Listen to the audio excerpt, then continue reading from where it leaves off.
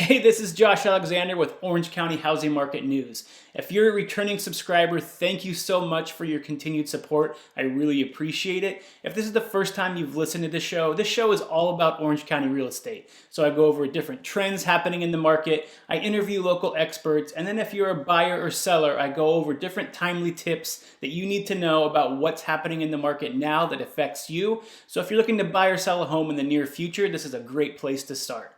Now, with that being said, on today's episode, I'm going to be discussing one of the most brought up topics in the news right now as it relates to the housing market, and that is, are we currently in a housing bubble that is about to burst? So I'm going to go over the data, and I think the answers might surprise you. So let's go ahead and get into it.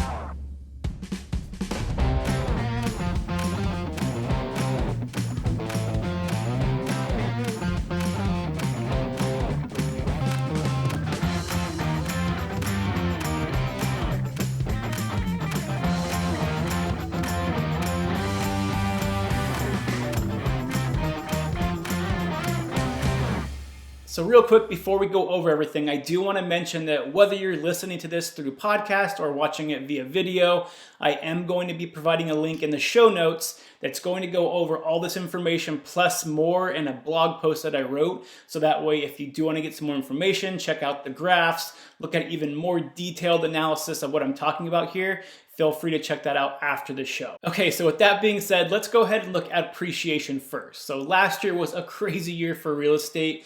Overall, the United States, on average, you saw about a 10% appreciation in the housing market.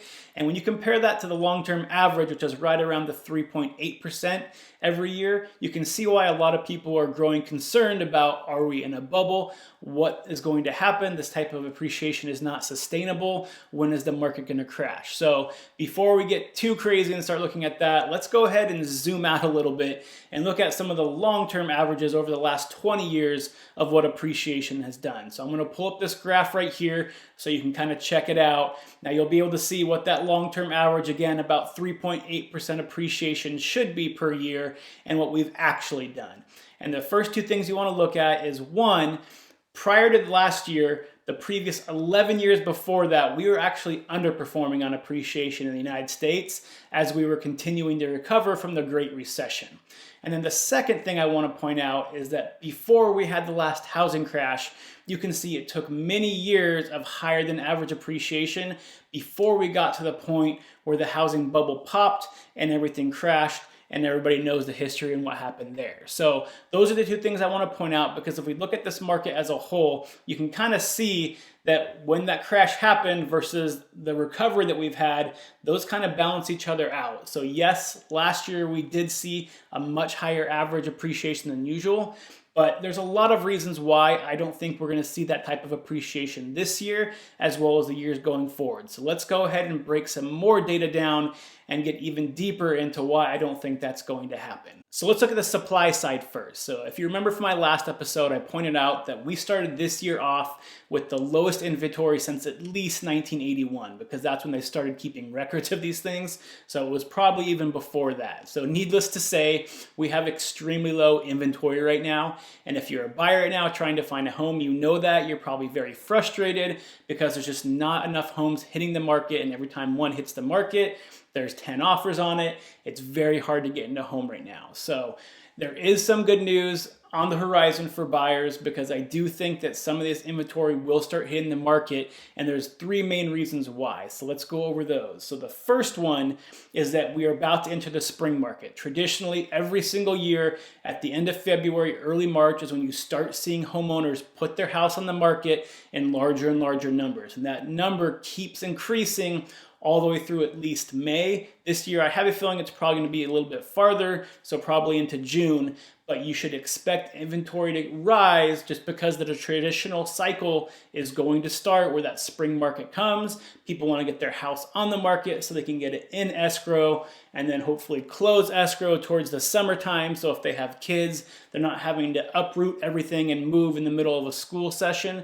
So that way they're moving during the summer. So that's one of the reasons why you start seeing a lot of these homeowners place their house on the market in these next couple months. So keep that in mind. Now, the second reason why I think inventory is going to start increasing and helping out buyers a little bit is that we have a lot of pent up people from last year that wanted to sell their house, but just didn't feel comfortable, whether it was for safety reasons or they didn't know what the economy was doing. They didn't want to put their house on the market. They wanted to stay put. This year, they're now at a point that they're saying, okay, I waited, the vaccines are starting to roll out, the economy's starting to improve, I can see the light at the end of the tunnel, I think I'm gonna go ahead and get my house listed now.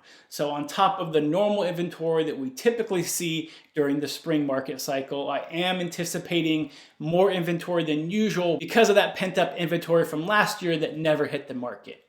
And then the third reason, and you might be reading a lot of this in the news again, is foreclosures. However, I do want to put a big asterisk by these foreclosures because there's not going to be a giant wave of foreclosures like some of these articles you might have been seeing in the news. And there's a lot of reasons why. So let's go over a few of those. Again, the article that I wrote will break down in more detail, but let's go over a few of them just so you can get a general understanding of why I don't think you're going to see a giant wave of foreclosures hit the market all at once and create some kind of flood of inventory that's going to pop it into a buyer's market overnight. So the first reason is that right now, a lot of people in forbearance, they continue to get extensions. So it was just announced that anybody that has a Fannie Mae or Freddie Mac loan can go all the way to August of this year now in forbearance without having to start the foreclosure process. The different lenders have different standards. So some of them are extending them until June, some of them to August. So as these people come out of forbearance in different periods, they're going to start the foreclosures in different periods, which will lead them to eventually put their house on the market at different periods and not all at once. The second thing you need to understand is that out of the people that are currently in the forbearance programs right now, 90% of them have at least 10% equity in their house. So why is this important to know? Well, if you had 10% equity in your house and you had the option of selling your house and either at least breaking even or making a profit or going through the whole foreclosure process with your bank, which option do you think most people are going to choose? Most people are going to say, okay, I'm not going to be able to pay for my house. Let me go ahead and sell it. The market is great right now. They're going to get top dollar for their house, put it on the market, and either walk away with a profit or at least break even so they don't have to go through the foreclosure process. The other important thing to remember is that the people that have exited forbearance so far, a majority of them, 85% of them, have basically exited with either they paid off their loan in full or already sold their home, they're caught up on their payments now, or they've worked out some kind of loan refinance with the bank so that way they can keep their house. There's only about 15% of people that have been coming out of forbearance that are in any kind of trouble and might have issues in the future. So those are some key factors you have to remember. Not everybody in forbearance is going to have to go through the foreclosure process. The last thing I do want to mention about the whole foreclosure process is it doesn't happen immediately. The foreclosure process could take months, even up to a year. So any of these foreclosures that we are going to see, they will start trickling onto the market because there were people that were in foreclosure before they put a ban on that when everything happened with the lockdown, that will start going out of that process and start going through the foreclosure process as soon as the summer. But the majority of them won't start hitting the market till the end of the year, going into 2022. And again, they're going to be spread out and they're also going to be a lot less than a lot of people realize. Again, it's not everybody in forbearance that's going to be going through the foreclosure process. It's just going to be a small fraction of those that don't have the means to continue paying for the mortgage and can't work out some payment arrangement with the bank to be able to keep their house. So that being said, those are the three reasons why I do think supply is going to increase steadily over the next couple months, which is going to help out buyers. However, it's not going to put it into a balanced market or a buyer's market anytime soon. We are still going to be in a seller's market, and the main reason is because of the extremely low inventory on the market. When these homes do start hitting the market, they're quickly going to be absorbed by all the demand that's happening right now because there is still extremely high demand in the marketplace. So this is not something that is going to swing the market one way or another very significantly. However, it will help take us out of an unsustainable, extremely hot seller's market and put us back into a regular hot seller's market. And that way the appreciation will start slowing down. So now let's look at the demand side of things and how that's going to be shaping up over the next couple months as well as the rest of the year, and how that's going to help the housing market get back into more of a healthy appreciation cycle so we don't get this overheated market year after year. So one of the biggest reasons, and I've said this time and time again, that we have such high demand right now is because of the extremely low interest rates. However, they are finally back on the rise again. So at the beginning of the year, they averaged around 2.67%. Just this week, they're almost at 3% already. So they have gone up pretty significantly. Right now, they're hovering around 2.97%, which is the highest we've seen in a while. So it's something to keep an eye on, because as interest rates go up, you start seeing some of the buyers that were just on the edge of being able to afford homes start to drop out of the market. And we're starting to see that impact by looking at mortgage applications. So mortgage applications kind of give you a good idea of what the demand's going to be in the next 30 to 60 days. Those are people that are looking to take out a mortgage, getting approved for a mortgage loan so they can go shopping for a house. Mortgage applications are at no means low right now, but they are starting to decline a little bit over the last couple of weeks as we've seen interest rates go up. So that's a good indication that the demand will start to go down a little bit over the next couple months. So how high will interest rates go by the end of the year? Well, most experts are predicting that they're probably going to be hovering right around 3.1 to 3.5% by the end of the year. So right now they've already bumped up to 3, so they probably won't go too much higher by the end of the year. We should start seeing those increases in interest rates slow down a little bit. However, they are still projected to continue to climb slowly through the back half of the year. So it is something to keep an eye on as a buyer, because the higher they go, the less home you can afford, or the higher your monthly mortgage payment's going to be. So why are these interest rates going up? Well, one big key indicator on what the interest rates are doing is looking at the 10-year Treasury bond, because this is something that tracks very well with the 30-year fixed mortgage. So if you look at the history of the 10-year Treasury bond as well as the 30-year fixed mortgage, they pretty much go up and down together throughout the history of the last 50 years. However, during the pandemic, we did see them split a little bit more than average. So on average, you usually see a difference of about 1.5 to 2% between the 10-year Treasury and the 30-year fixed mortgage. So for instance, if the 10-year Treasury is at 1%, you would expect mortgage rates to be hovering around 2.5 to 3%. However, over the pandemic, so the summer months going into the fall, we saw averages go as large as 2.7% in terms of the spread between the two. But they've been gradually coming closer and closer back to that 1.5 to 2% mark. And now we're basically within that margin. So I do expect that the 10-year Treasury will start to give you a much better indication on a day-to-day basis of what the interest rates are going to be doing moving forward, because they're now back in line to where they should be.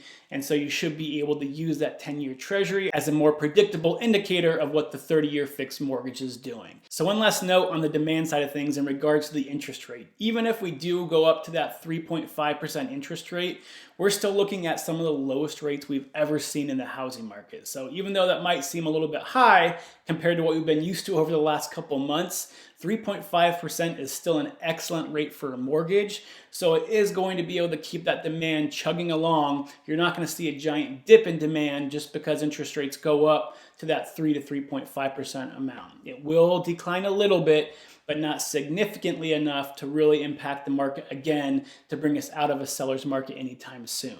From what we've seen in the past, interest rates would really have to get up to above 4% before you start seeing a significant decrease in the demand side of things. So if that happens, yes, we could have demand go down significantly. But again, because inventory is so low and because there is so many people looking for homes, and even at 4%, there's a lot of people looking for homes, that you're not going to see that transition from a seller's market to a buyer's market where all of a sudden homes start losing appreciation.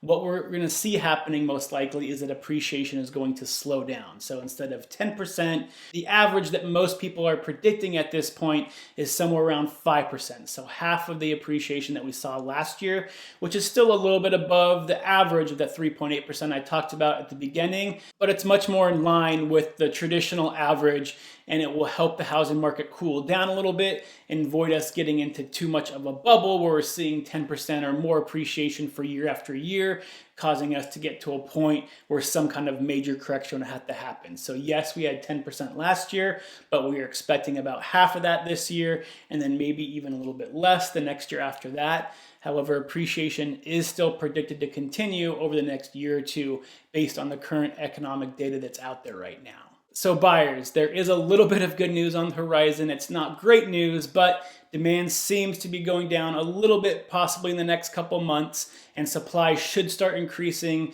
a little bit more significantly in the next couple months as well. So the chances of you getting into a home will be a little bit better. However, you do have to continue to remember that every day you wait to get into escrow at this point, home prices are still appreciating. There's still multiple offers on every house that are hitting the market right now that's placed on fair market value, especially under the $1 million price point. So the longer you wait to get into escrow, the higher home prices are eventually going to be when you go through and actually purchase your property. And the other thing to remember is that interest rates have been continuing to rise since the beginning of the year. So if you're going to wait another month or two, although I don't expect them to continue to climb as quickly as they have been, there is good chance they will continue to climb a little bit over the next couple of weeks. Again, further pricing you out of some of those properties you might be able to afford now. Now, on the other hand, sellers, I really don't know how to tell you this any more than I already have pretty much every single episode, but get your house on the market now. You're going to start seeing more competition into the market as we get into the spring season, which is only a few weeks away at this point. So right now, it's crucial for you if you want to sell your home and get it on the market peak demand, you want to get your house on the market as soon as you can, because as we get farther down the year, you're going to have more and more competition from those people that are placing their home on the market because of the standard spring market, because of the pent-up inventory from last year, as well as during the summer, you'll start seeing a few of those foreclosures start hitting the market as well. So the longer you wait, the more competition you're going to have. So get your house on the market now. Other than that, that's pretty much all I have for you today. So I hope this kind of cleared up some of those fears you might have about, are we in a bubble? Is this bubble about to burst? There's really no evidence that we're in a current housing bubble right now. If we had 10% appreciation happening year after year after year, that would be a completely different story. But it's looking like last year was kind of an anomaly, just like a lot of things were last year. And this year we should slow down that appreciation. It looks like supply and demand will be closer to being a more healthy balance as we get further down the year and continue into 2022. And one last reminder, if you do want more information, more graphs, statistics, if you're that kind of data nerd like myself, please see the show notes because I will have the article posted in there so you can check that out as well to get more information on that. So until next time, stay healthy, stay happy, and I'll see you later. Bye. If you found this podcast useful, please hit subscribe and leave a review below. I'd really appreciate it. And if you have any family or friends that want some more information about buying or selling a home, or just want to stay updated on the Orange County housing market, please share it with them. It'd mean the world to me. Thanks.